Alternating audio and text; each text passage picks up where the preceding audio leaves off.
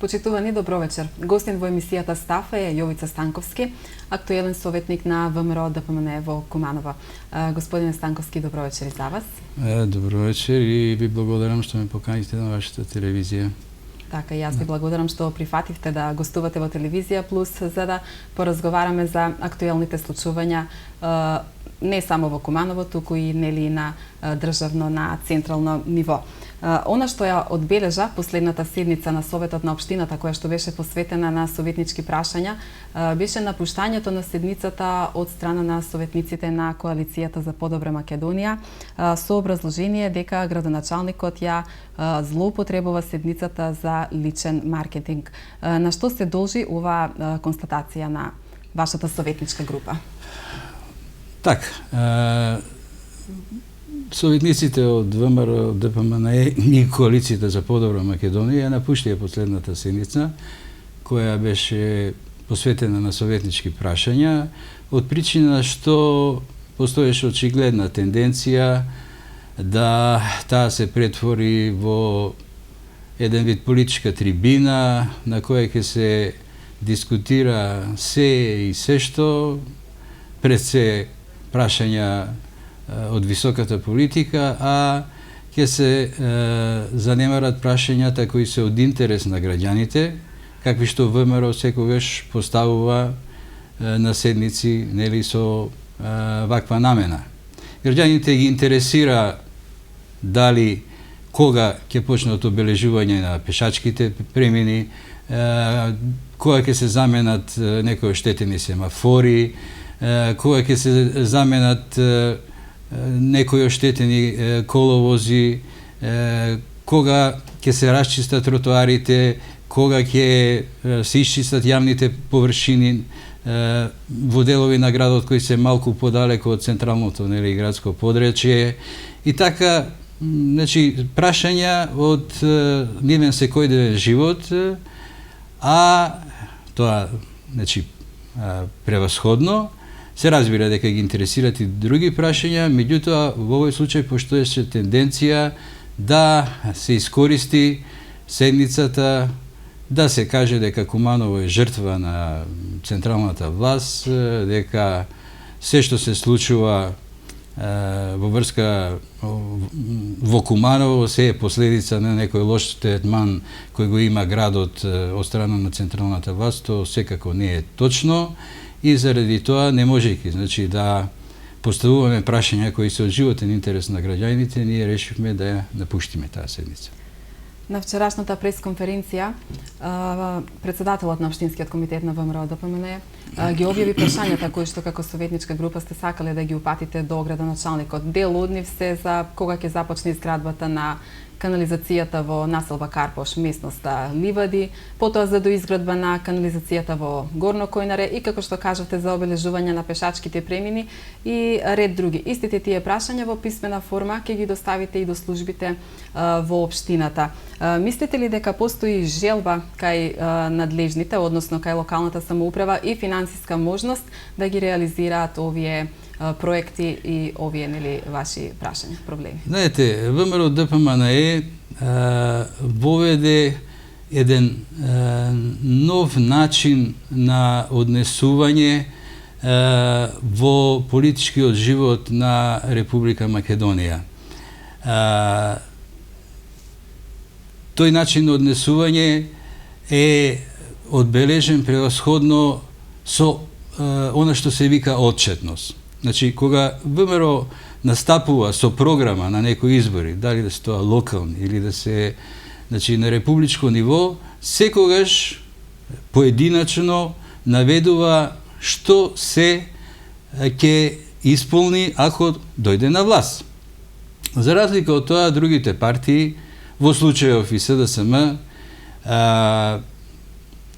го добија мандатот, нели, пред неполни 3 години, на основа на ветувања кои до ден денеска некои не се, значи, ни почнати да се исполнуваат. Јас во моментов не се сеќавам, меѓутоа имаше ветувања као ќе се направат нови градинки, ќе се асфалтираат сите улици во градот, ќе се обнови канализацијата, ќе се заменат дотрајаните цевки на разводот на вода за пиење во градот, па ќе се направат некои пречистителни станици по селата, ќе се направи горилница за ѓубре, ќе се направи нов стадион, трговски центар и што се не ќе се реновираат фасади во градот, нови училишта. Гледаме дека ништо од тоа нема и дека од време на време ние, градоначалникот, го подсетуваме на тие ветувања, затоа што рекол дека ние, барем така работиме последните 10 години, програмата која правиме, бараме да биде реализирана во целосно и од време на време правиме отчет пред граѓаните колку сме реализирале од програмата, останува ли нешто нереализирано, зошто не е реализирано ако не е завршена работата во рокот. Тоа е нашиот начин на работа и затоа ние мислам дека ги добиваме последните избори. Знаете, во почетокот на плурализмот, во почетокот на 90-тите години, многу партии паушално ветуваа многу. Меѓутоа, на крајот, кога граѓаните видоа дека од ветувањата нема ништо, многу партии брзо згасна и нивните лидери отидоа во заборав. Кој се сеќава, например, сега на партијата Демократска алтернатива, која во почетокот на 90-тите години брзо ги освои симпатиите на граѓаните ветуваше многу, меѓутоа од нивните ветувања не испадна ништо, така да граѓаните брзо ја заборавија таа партија. Гледаме дека СДС продолжува со таква една пракса, дека ветува многу, а реализацијата, значи, е речиси никаква. Така да ние сме свесни за ситуацијата во која се наоѓа општината со разни блокади и затоа секогаш кога поставуваме прашања покрај тоа што ги подсетуваме на нивните предизборни ветувања, прашуваме и работи кои може да се реализираат и без многу пари, нели, како да речеме чистење на речно корито. Во Куманово речното корито е многу нечисто. Тоа е можеби Куманово е град кој е најнечист во Република Македонија. Во почетокот на 20-тиот век еден српски патописец се вика Хаджи Василевиќ поминал низ Куманово и некои други околни градови и други градови во Република Македонија и описот кој го дава за Куманово може денеска исто така да го примениме на денешно Куманово. Тој вели улиците се раскопани, калливи, кога има дожд, кога нема дожд, градот е полн со прашина. Како да читате, значи, извештај некој значи, од денешно време, се разбира дека ние сакаме чист и убав град и сите прашања кои ги поставуваме до градоначалникот, сите наши предлози се однесуваат на, значи, разубавување, олеснување на животот на граѓаните на Куманово. Како советник од опозицијата, како ја оценувате работата на Советот на општината и постои ли доверба помеѓу советниците од позицијата и опозицијата во случајов во Советот? Знаете, ние, како што реков, постојано се обидуваме да бидеме конструктивна опозиција. Значи, тоа подразбира дека некако што СДСМ априори, значи се одбива, што доаѓа од страна на ВМРО, ние знаеме и да ги поддржиме проектите на локалната власт, оние, нели, кои се однесуваат на подобрување на животот на граѓаните. Значи се случувало да поддржиме проекти, се случувало да продолжиме и некои проекти на јавните предпријатија. Меѓутоа, нормално дека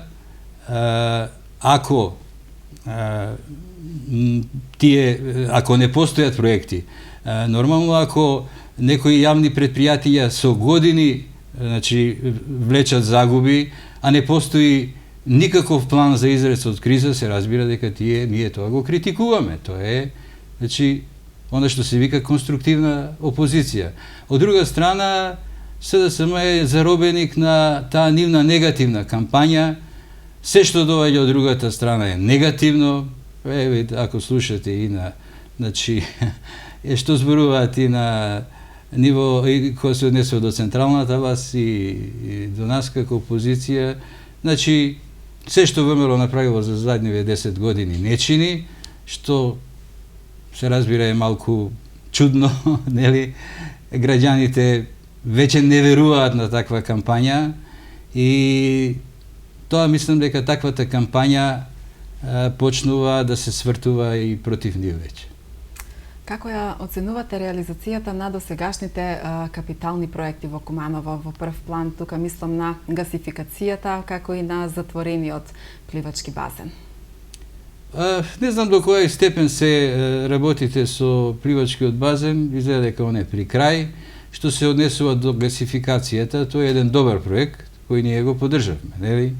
Настрана што тука може да има и многу подобри работи, може тоа да се одвива и со побрзо темпо, значи ширењето на гасната мрежа низ Куманово, да се приклучуваат потрошувачи нови. Тоа предпријатие, значи Куманово газ е постојано во загуба, меѓутоа ќе биде во загуба се додека не ја расшири толку мрежата на своите потрошувачи, за да може да почне да работи рентабилно. За сега не работи рентабилно, меѓутоа иднината е во гасификација, бидејќи грејењето со газ е далеку поевтино и почисто, еколошки, значи по-добро од грејењето, например, со цврсто или течно гориво. Што според вас му е неопходно на Куманово за економски раст и развој? Што би требало да се преземе? Па би требало, во сите градови во Македонија скоро се прават овие економски развојни зони, така се викаат, нели?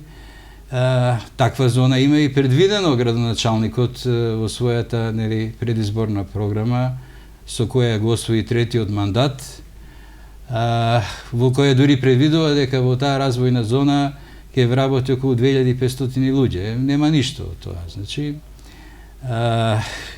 треба таква развојна зона, треба да се работи на привлекување на странски инвестиции. Ево, како што гледате, премиерот е постојано во посета на тие развојни зони, постои цел тим кој работи на развој на тие разводни зони. Оние млади луѓе кои ги гледате околу премиерот не се само обичен декор или посматрачи, нели, во тие настани на пуштање на некоја нова фабрика или нешто слично. Тоа се луѓе кои некои работат во, нели, владата на Република Македонија, кои имаат, многу од нив имаат образование високо или докторати на реномирани странски универзитети, така да таа спрега на млад кадар према кој ВМРО е секогаш отворен и овие напори кои се вложуваат на привлекување на странски инвестиции, ја мислам дека ќе роди плод, бидејќи не можете една фабрика да направите и да активирате за неколку години. Значи, од моментот кога сте го нашле потенцијалниот, значи, инвеститор, па до моментот на пуштање на фабриката во погон, минимум 5-6 години проваѓаат. Мислам дека, еве сега, тој период доаѓа полека, се отвараат, доаѓаат нови инвеститори во Република Македонија, и на Куманово му треба една таква развојна зона каде што ќе успее да, значи, привлече странски капитал и каде што ќе се отворат нови работни места. Значи, кога ја спомнавме оваа развојна зона, владата на Република Македонија веќе најави изградба на технолошко-индустријска развојна зона во Куманово. Дали може би имате информација до каде е отпочната ли е таа поставка и се знае ли на која локација ќе биде таа зона? Или се уште е рано? Па, мислам, берем јас не можам да ви одговорам конкретно за ова прашање. Знам, значи, дека се планира развојна зона, и тоа кога ќе почне изградбата на таа развојна зона, не знам. Сега, како што гледате, Македонија е преокупирана со други прашања околу, нели, можните избори, ќе ги има, ќе ги нема. Меѓутоа, бидејќи таа развојна зона е влезена во програмата на ВМРО ДПМН, таа сигурно ќе се реализира. Така, зошто според вас нема соработка или соработката е на многу ниско ниво помеѓу централната и локалната власт во Куманово? Па мислам дека се работи, како што реков, на судир на два концепти. Значи, еден концепт кој се базира на реално планирање, значи програми базирани на реални планови и отчетност пред граѓаните за тие програми. И другиот е концепт на, мислам дека СДСМ станува веќе заробеник на својата негативна кампања. Значи, веќе се они длабоко навлезени во таа негативна кампања, што почнува веќе како да дава некои контрапродуктивни резултати. Мислам дека тоа веќе се одразува негативно. Има недоверба точно од страна на локалната власт кон централната власт, која мислам не се базира на реални основи. Се жали од локалната власт дека централната власт не прави школи во Куманово, не прави детски градинки, меѓутоа владата на Република Македонија не може да прави во сите општини и градинки и школи. Зошто се тогаш локална самоуправа, зошто се тогаш буџетите на општините, Куманово спаѓа во општини кои има еден од најголемите буџети во Република Македонија. Према тоа и во програмата на градоначалникот, програма реков со која тој го освои третиот мандат, пишува дека ќе се градат школи, ќе се градат градинки.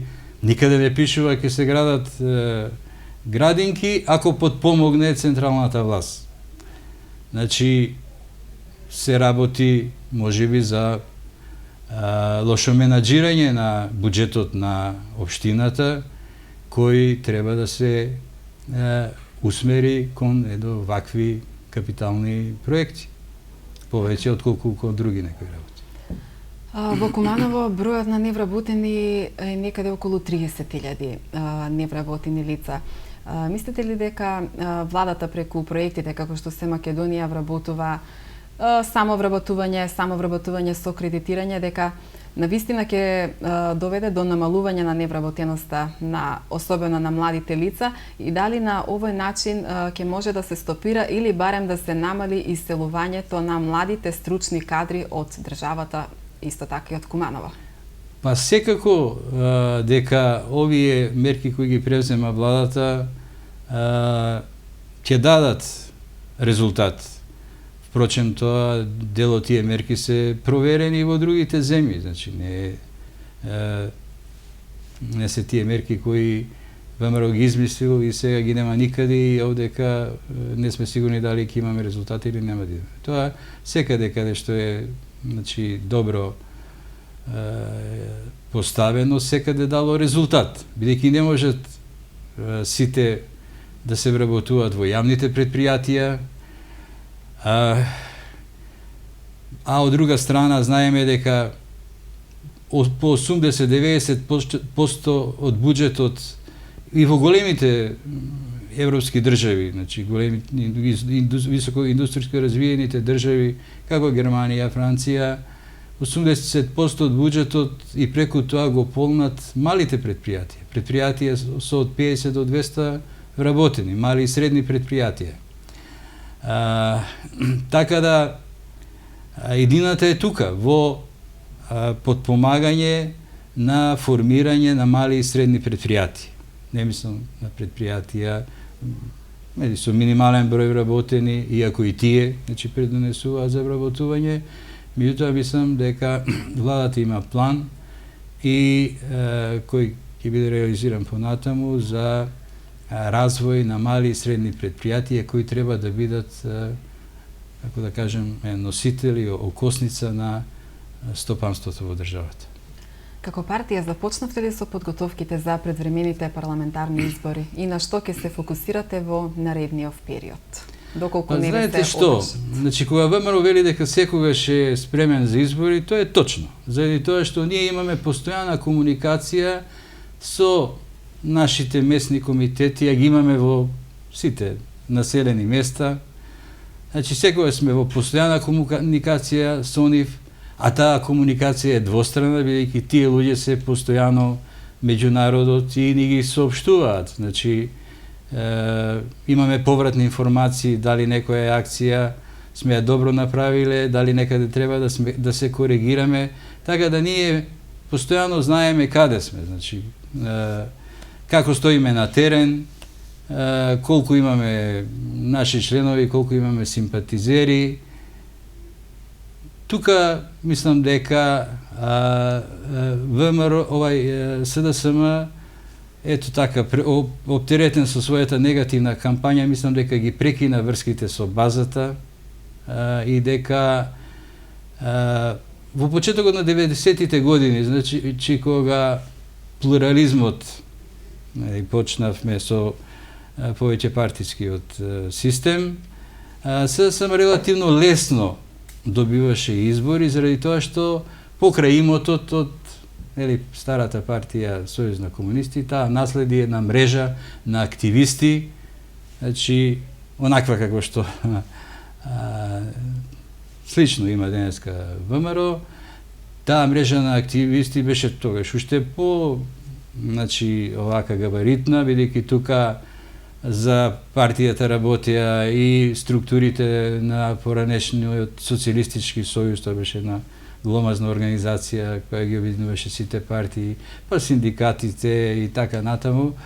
И сите работеа за нив, значи и тие активисти поминаа во СДСМ, така да тие млади кадри кои тогаш застана на чело на партијата не се трудеа да воспостават некоја публичка комуникација со базата. Меѓутоа времењата се променија, нели,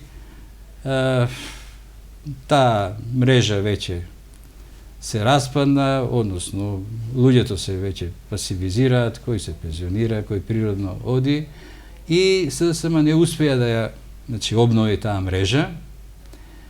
И тука е сега нивниот проблем. Значи, тие немаат толку проблем со ова ВМРО ДПМНЕ и со, не знам, судството или што уште се ни препишуваат, имаат проблем со самите себе. Значи, они на некој начин се оддели од базата и зборуваат некои работи кои се повеќе, знаете, овака кои немаат врска со реалниот живот.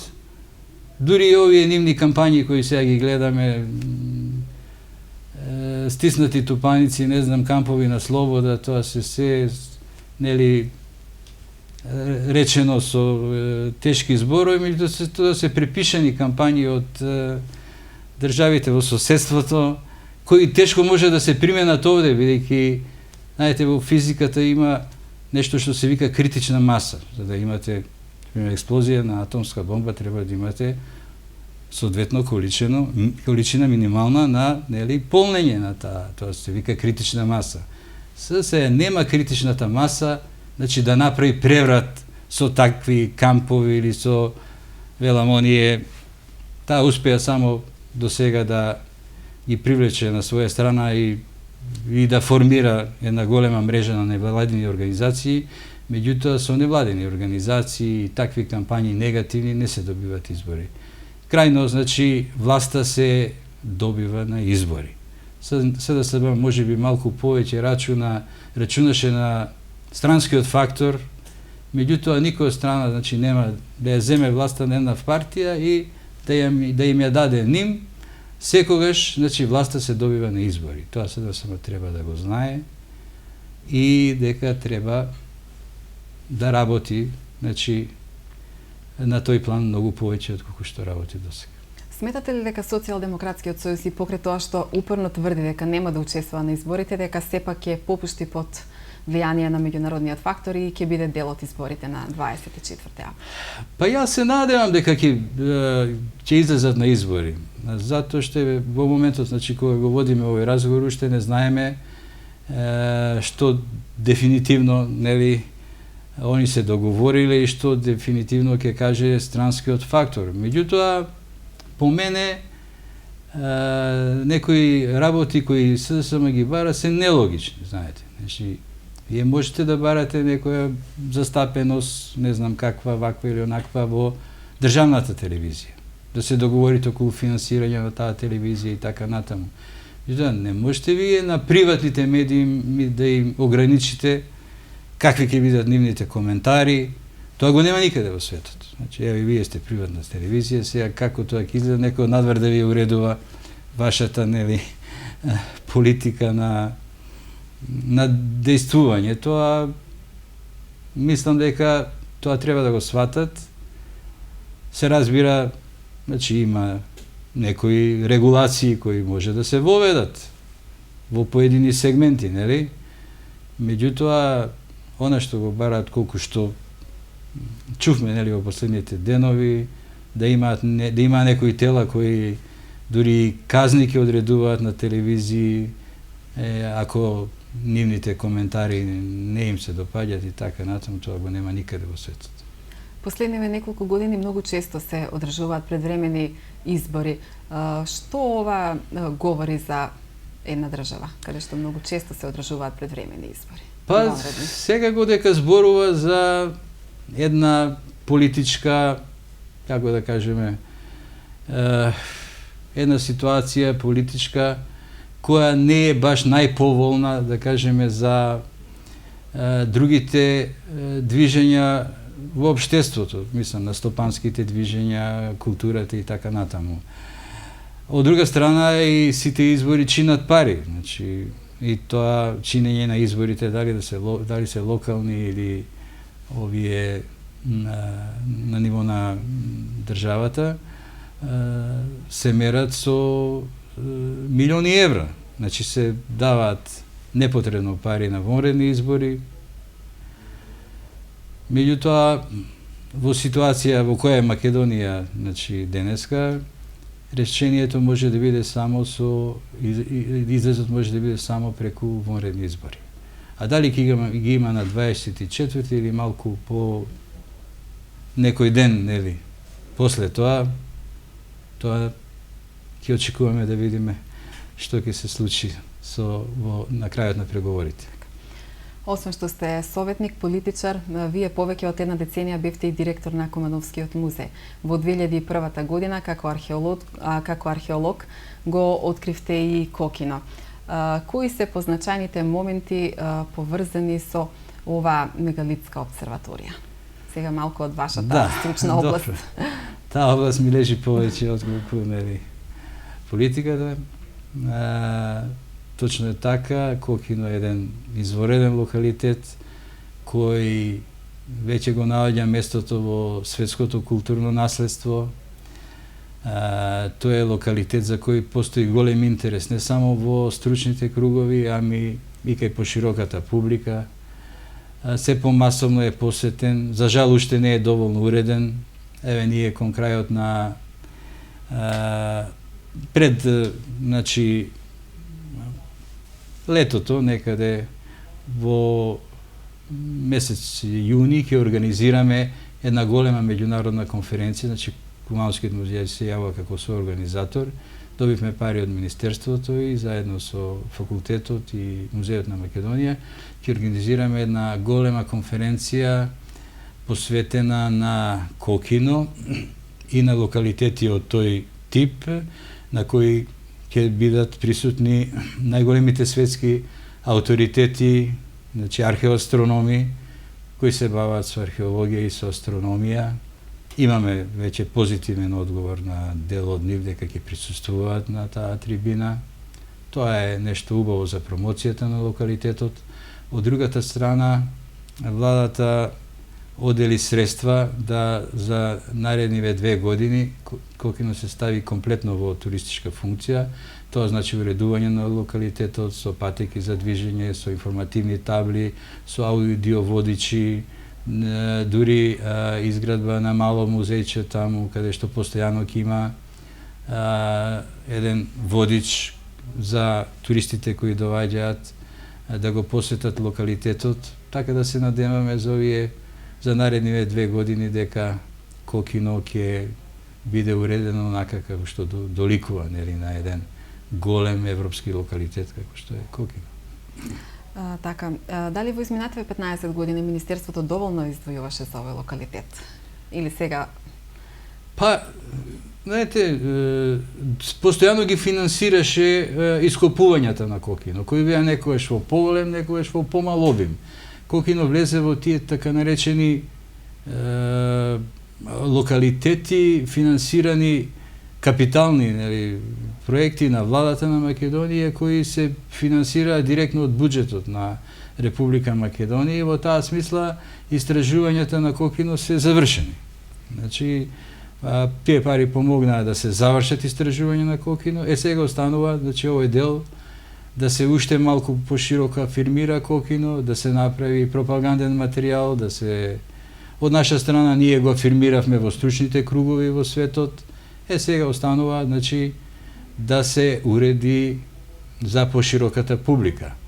Се разбира, тука има и некои работи кои треба и локалната самоуправа да ги превземе. Конкретно тој се наоѓа на територија на општина Старо Нагорично. Треба да се прошири малку патот, пристапот кон локалитетот да биде полесен, бидејќи кон него води еден мал асфалтен пат кој денеска е во делови скоро уништен со тешки камиони кои, значи, се движат по тој пат. Тој пат никогаш не бил предвиден за таков сообраќај. Он за една третина е обновен, значи остануваат уште 7-8 километри да се обноват до Кокино. Мислам дека тоа ќе биде завршено во наредните 2 години. Владата, освен што издвоила, нели, средства и пари за Кокино, издвоила пари за археолошки ископувања на Костоперска карпа, црквиште и други локалитети. Кои според вас манастири и цркви исто така би требало да се обноват, кои што се од едно поголемо, нели, значење? Па знаете што, значи Куманово е и на територијата на, да кажеме, на таа бивша кумановска општина, каде што од која произлегува сега 3 општини, Куманово, Нагоричино и Липково. Значи, ние на времето имаме регистрирано преку 300 археолошки локалитети на територија, нели, на тие 3 општини. Меѓу кои има онакви кои може да се наредат со најбогатите светски локалитети. Што се однесува до, значи, овие другиот вид на културно наследство, со тие средновековни цркви и манастири, постојат десетина, значи, цркви кои исто така спаѓаат во врвот на културното наследство. Ја земеме само црквата во Свети Ѓорѓи во Ногоричино. Тоа е една врвен споменик на култура во светот, кога се работи, нели, за византиската уметност. Тука е овие другите, значи, цркви кои имаат исто така, не може би толку голема, али исто така големо значење. Тука е црквата Свети Ѓорѓи Победоносец, исто во подножјето на Костоперската карпа. Тука е црквата во манастирот Карпино и други. Сега се има околу 120 во Куманово, значи, градби од тој период кои треба да бидат обновени, од кои 20 на сигурно спаѓаат во врвна, значи, една категорија, како би рекле, екстра, нели, врвна категорија. А се разбира дека тука се и интересни локалитети, како Костоперската карпа, на околу која, значи, на времето постоеле многу цркви, ја викале, нели, дури Мала Света Гора. И денеска 3 стојат од тие цркви, 4 се во темели. Дури на самиот врв има огромна базилика од времето на, значи, раното христијанство. Меѓутоа, сите тие работи треба да се истражат за да се стават, нели, во туристичка експлоатација. Тоа може би ќе земе повеќе време, меѓутоа мислам дека кога сето тоа ќе се заокружи, Куманово и, нели, овие другиве општини ќе имаат една многу добра туристичка понуда пред светот. Има ли диви трагачи на злато во Кумановскиот регион? И дали овие, нели така наречени купачи на злато, прават оштетување штети на овие археолошки локалитети кои што се истражуваат? Така е, знаете. Значи, повеќе тие прават штети, отколку што нешто ќе најдат, иако се опремени со нели, најсофистицирани овие апарати, детектори за метал, воглавно навоѓаат монети и прават штети во смисол што, знаете, кога отидете некаде на некој терен да работите каде што претходно поминале дивите копачи, вие наоѓате испревртена една, тоа во археологијата се вели стратиграфија, значи не одат нормално слоевите на живење од најстарите најдолу до најмладите најгоре, него така испревртено, па нешто што е некој наод кој е, да кажеме, млад, се наоѓа долу, а некој постар горе и ви прави проблеми, знаете, околу датирање, околу истражувањето, значи тоа се настрана што, знаете, значи извадени се многу монети и тие монети се продаваат, значи на странските пазари, меѓу кои има монети кои сведочат за, значи, присуство на одредени популации тука низ вековите. И сега, ако вие знаете одеднаш сето тоа ги немате тие монети, тие луѓе како да не живееле тука, на некој начин, нели? Тоа е еден од, да кажеме, сегментите на тој живот низ вековите. Инаку не, повеќе се прикази, знаете дека има големи закопани богатства, испаѓа како да луѓето постојано бегале од место на место и при секој бегање закопувале некои големи количини злато. Кумановскиот музеј ископува, мислим, беше истражуван 40 години и количината на злато кој го има, углавно се работи за позлата, се мери со неколку стотини грама, знаете, не се тоа големи количини. Не се килограми. Не се килограми, или секогаш кога слушате приказки на терен се работи за казани злато, за канти и така натаму, тоа се приказни. Меѓутоа дека прават дивите копачи штета, прават. Господине Станковски, ви благодарам за вечерашно гостување во емисијата Став. Се надевам дека во некоја друга прилика ќе имаме можност да поразговараме и за други нели актуелни теми. Ви благодарам уште еднаш на поканата и ви стојам на располагање и за други прилики. Благодарам. Вие, почитувани гледачи, останете со програмата на Телевизија Плюс. Пријатна вечер.